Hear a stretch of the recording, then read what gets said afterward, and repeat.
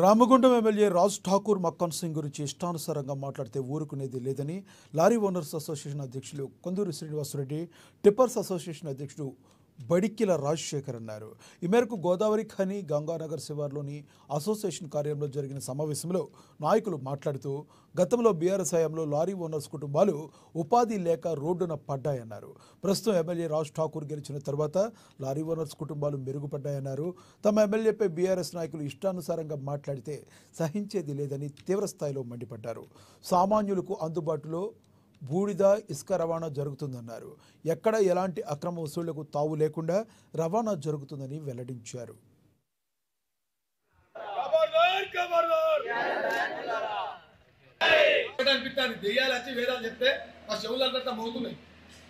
ఆయన మొత్తం గ్లోబల్ బంద్ చేసిండు, మన అడ్డాల మొత్తం బంద్ చేసి రోడ్డు మీద పడ్డాం.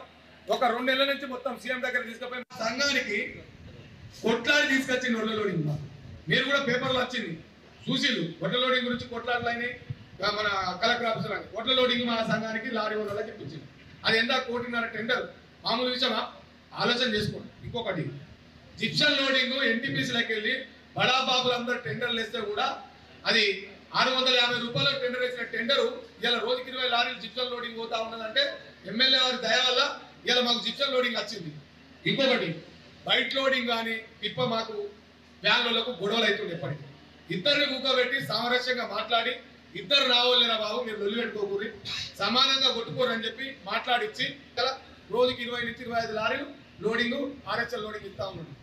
ఇవాళ